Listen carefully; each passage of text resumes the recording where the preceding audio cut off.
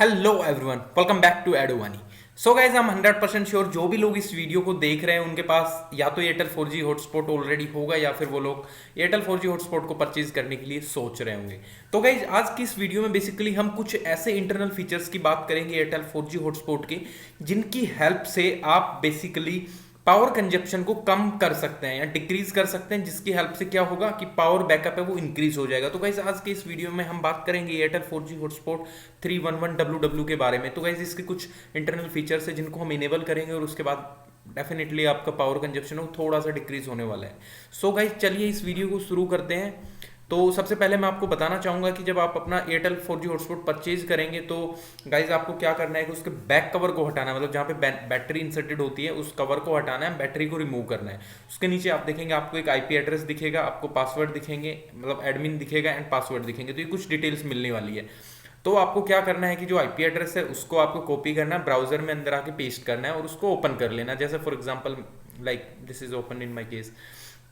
उसके बाद गाइज आपको यहाँ पे लॉगिन के ऊपर क्लिक करना है। तो लॉगिन के ऊपर क्लिक करेंगे तो यहाँ पे आपको यूजर नेम एंड पासवर्ड डालने हैं। तो गाइज यहाँ पे मेरी डिटेल्स है तो आपको अपनी डिटेल्स डालनी है। तो मैं सबसे पहले लॉगिन करता हूँ।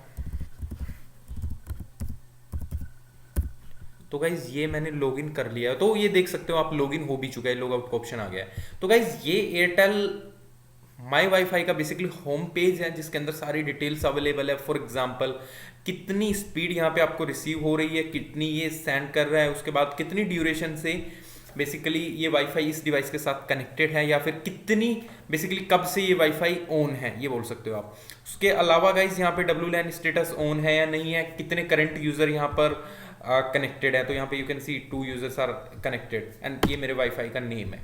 तो गाइज ये सब करने के लिए सबसे इंपॉर्टेंट है कि आपको वाईफाई को ऑन रखना है और वाईफाई से आपकी डिवाइस को कनेक्ट करना है, तभी आप बेसिकली ये पेज लॉगिन कर पाएंगे। एल्स ये पेज ओपन नहीं होगा, ठीक है। तो जैसे इतना अगर आपने कर लिया तो उसके बाद आपको इस सेटिंग्स के ऑप्शन के अंदर आना है। सेटिंग्स के अंदर आ जाएंगे तो आप बहुत सारी सेटिंग्स देख सकते हैं। सिक्योरिटी यानी कि पासवर्ड वगैरह आपको चेंज करने हैं तो सिस्टम सेटिंग्स है, वैन सेटिंग्स है। तो गाइज आपको करना क्या है, WLAN के अंदर जाना है। WLAN के अंदर जाने के बाद you can C WLAN advanced settings. So I will click on this and you will see ये कुछ ऑप्शंस आ गए। तो मैं आपको बताता हूँ कि इनका मतलब क्या है। तो गाइज हमारे जो कंसर्न का है वो है वाईफाई बैंडविड्थ। तो गाइज बैंडविड्थ का मैं मतलब बताता हूँ आपको।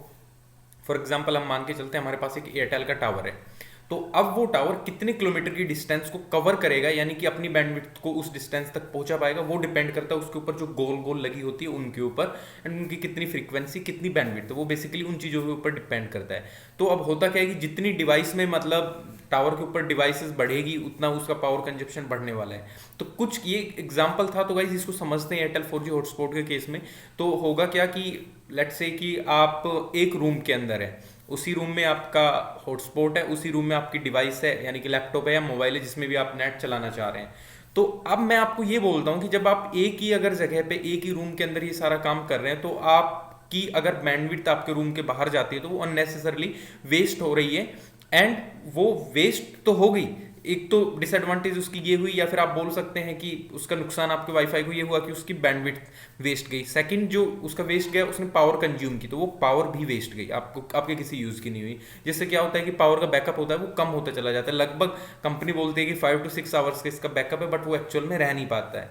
तो गाइज यहाँ पे आपको ऑप्शन दिख रहा है वाईफाई बैंडविड्थ। तो यहाँ पर अभी right now it is auto and but you can see there are 2 options, 20 metres 40 metres. तो गाइज इसका मतलब ये है, फॉर एग्जांपल मैं मेरे एक ही रूम में मेरे में हॉटस्पॉट होता है, एक ही रूम में मैं खुद होता हूँ, मतलब यूज में ले रहा होता हूँ नेट। तो गाइज मैं यहाँ पे इसको 20 मीटर्स कर लूंगा, बिकॉज मैं इस रूम में ही एक्सेस कर रहा होता हूँ इस वाईफाई को। तो डजेंट मैटर कि मैं बाहर जब कुछ करने वाला नहीं हूँ तो फिर क्यों ही उसकी बैंडविड्थ वेस्ट करी जाए। तो इसको यहाँ पे हम 20 पे सेलेक्ट कर सकते हैं। उसके बाद second option is slip time. So what is slip time? So guys basically क्या होता है, आपने अपने हॉटस्पॉट को ऑन कर दिया, ऑन करने के बाद आप अपनी डिवाइस को कनेक्ट करना भूल जाते हैं। तो अब होगा क्या कि वो ना ऑन ही रह जाएगा और वो बैटरी कंज्यूम करता जाएगा। तो इस केस के अंदर स्लिप टाइम को आप इनेबल कर सकते हैं। Like in this case it is set to 10 minutes. तो ये होगा क्या कि 10 मिनट्स के बाद अगर कोई डिवाइस कनेक्ट नहीं हुई तो ये ऑटोमेटिकली स्लीप मोड में चला जाएगा एंड बैटरी कंजप्शन यहाँ पे रुक जाता है, उसके बाद ये बैटरी कंज्यूम नहीं करेगा। सो ये थी last third thing guys, max users. तो मैक्स यूजर्स का मतलब क्या होता है कि एक टाइम पे कितने यूजर इस डिवाइस के साथ कनेक्ट कर सकते हैं। जैसे फॉर एग्जांपल मैंने 2 सेलेक्ट किए हुए हैं, तो 2 का मतलब कि मेरा एक लैपटॉप होता है, मेरा एक फ़ोन होता है, 2 चीज़ें एक टाइम पे कनेक्ट होती है, इसके अलावा मतलब मेरी कोई थर्ड डिवाइस नहीं होती। तो मैंने यहाँ पे मैक्स यूज़र को 2 पे सेलेक्ट कर दिया। तो इससे क्या होगा कि कोई अगर मेरी 2 डिवाइस कनेक्टेड है ऑलरेडी इस वाईफाई के साथ, तो कोई भी थर्ड डिवाइस कनेक्ट नहीं हो पाएगी सेम टाइम पे। तो सॉर्ट ऑफ कंपनी बोलती है कि इससे भी जो पावर कंजप्शन हो थोड़ा सा कम होता है, क्योंकि डिवाइस बेसिकली डिवाइस की प्रोसेसिंग होती है वो लिमिट हो जाती है। ऐसा समझते हैं कि जैसे आपके पास एक कोई प्रोग्राम है, तो प्रोग्राम टाइम ज़्यादा कब लेता है, जब उसको प्रोसेसिंग बड़ी करनी होती है तब। तो सेम इसी केस में इसमें क्या होता है कि अगर आपको मल्टीपल यूजर सपोर्ट करने होते हैं तो उसके लिए पावर कंज्यूम भी होती है। तो इसको भी आप एक लिमिटेड जितना आप यूज में ले रहे होते हैं वहाँ पे सेलेक्ट कर सकते हैं। तो ये थी गाइस कुछ सेटिंग्स। इनको सेट करने के बाद आपको अप्लाई के ऊपर क्लिक करना है। जैसे ये सेव हो चुकी है, please wait a few moments. Okay, so ये गाइस सेट हो चुकी है, आप देख सकते हैं, you can C prompt is success. तो ये सेव हो चुकी है। इसके अलावा गाइस कुछ कुछ जैसे फॉर एग्जांपल WLAN क्लाइंट्स में जाएंगे तो यहाँ पे आपको डिवाइस दिख जाएगी, कौन कौन सी डिवाइस कनेक्टेड है। जैसे ये मेरा लैपटॉप है, उसके बाद ये मेरा फोन है। So these 2 devices are connected right now to this wifi. उसके बाद ये कुछ फीचर्स है जैसे SMS। तो आपकी डिवाइस के अंदर मतलब जो सिम इसके वाईफाई के अंदर डली हुई है उस सिम के अंदर अगर कोई भी मैसेज आया हुआ है तो यू कैन चेक दोस्त फ्रॉम हेयर। उसके बाद अपडेट में बेसिकली कौन सा वर्जन है, सॉफ्टवेयर वर्जन कौन सा है, तो like right now this version is stored. उसके बाद अगर अपडेट वगैरह आता है तो यहाँ से आप अपडेट कर सकते हैं। उसके बाद सेटिंग्स ये हम देख ही चुके हैं, यहाँ पे डिफरेंट टाइप की सेटिंग्स थी।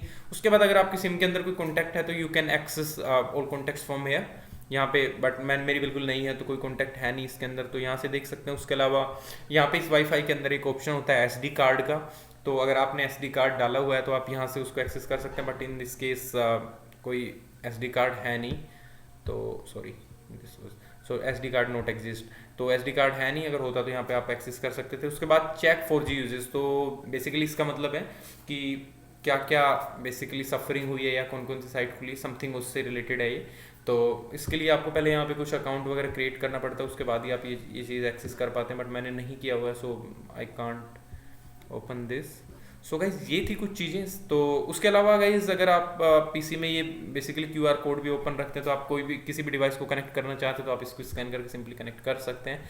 आई डोंट थिंक आपको पासवर्ड की भी ज़रूरत पड़ेगी इसको स्कैन करने के बाद।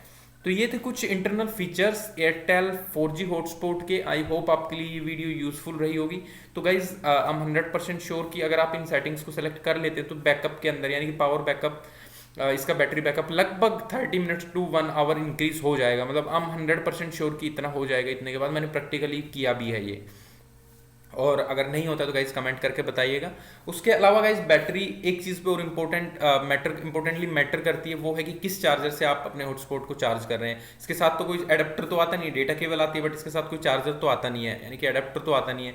तो किस पावर रेटिंग का वो एडेप्टर है, लोकल है या किसी ब्रांडेड फ़ोन का है, तो इस पर भी डिपेंड करता है। तो गाइज मैं 5 वोल्ट के एक नोकिया का मेरे पास चार्जर है, तो मैं उससे चार्ज कर रहा होता तो मेरे मेरे मेरे केस में अच्छा चलता है, लाइक 4 to 5 आवर्स आराम से इजीली इसका पावर बैकअप हो जाता है। मतलब मैं दिन में 2 बार चार्ज करता हूँ इसको दिन में, और ये पूरा दिन इजीली निकाल देता है। तो इस तरह गाइस अगर आप अपनी सेटिंग्स को कर सकते हैं अप्लाई, तो आपके केस में भी इसका पावर बैकअप अच्छा हो जाएगा, पावर कंजप्शन डिक्रीज हो जाएगा एंड बैकअप इसका इंक्रीज हो जाएगा। तो गाइस ये थी आज की वीडियो। आई होप आपके लिए वीडियो यूजफुल रही होगी। तो गाइस अगर आपको लगता है कि इस वीडियो ने आपकी थोड़ी बहुत भी हेल्प की तो प्लीज़ हमारे चैनल को सब्सक्राइब कर दीजिए and stay tuned up with Advani. Thank you, bye bye, जय हिंद, जय भारत।